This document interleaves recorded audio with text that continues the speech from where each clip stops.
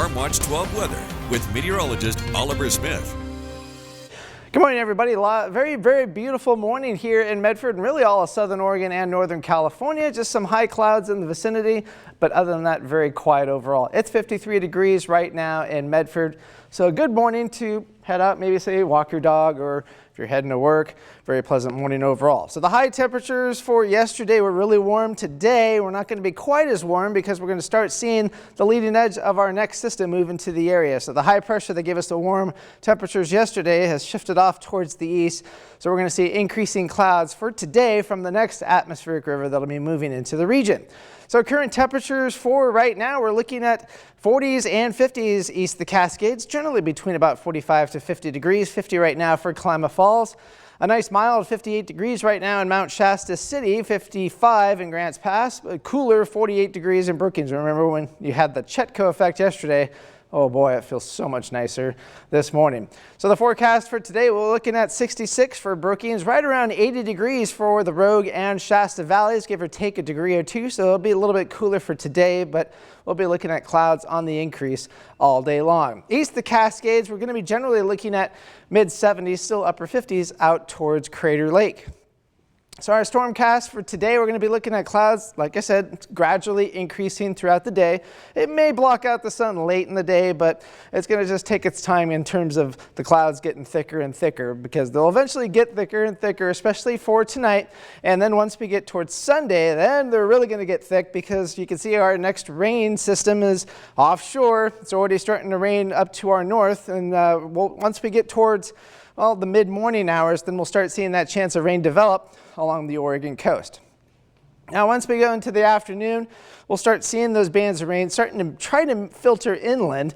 But there's so much dry air in our region right now, it's going to have a hard time reaching the ground, at least inland, but not along the coast. So once we get towards the afternoon, we'll start seeing that rain pretty good, at least along the Oregon coast. But by the time it heads inland, it's probably going to take until after about sunset before we finally start to see the actual rain starting to accumulate on the actual floor. So once we go through Monday morning, we're going to be looking at still rainy conditions, but that rain should eventually change over towards showers.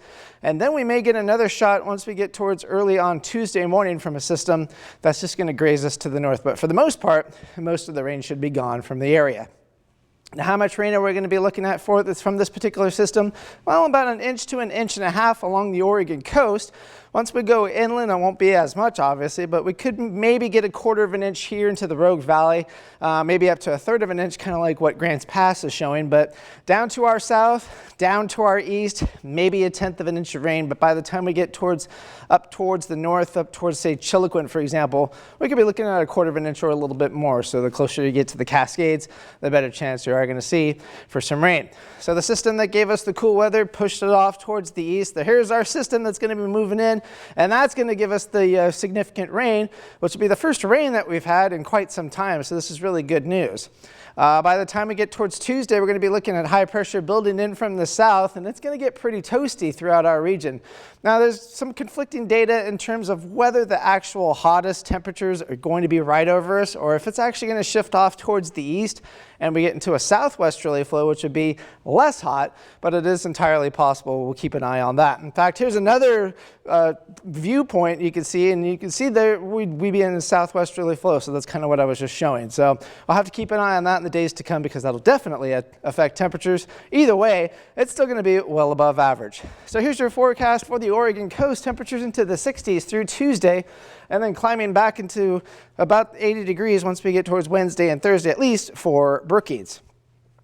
Northern California, about 80 degrees for today, and then cooling off for Monday and Tuesday. Then temperatures come back up. We could be looking at some more thunderstorms by the end of the week. High temperatures will peak today. They'll eventually cool off. We should get back into the 70s once we get towards the early part of the week. But then once we get towards the latter part of the week, temperatures will start to climb back up into the 80s and 90s. For the Cascades, it'll be a little bit cooler into the mid-50s for the next couple of days, and then temperatures climb back up into the 60s and then 70s for the end of the week, but at least it looks fairly dry. And here in the Rogue Valley, it'll be warm today, about 80 degrees. That chance of rain will be later on Sunday evening, and then rainy on Monday, and then its temperatures will start to climb back into the 90s beginning on Thursday.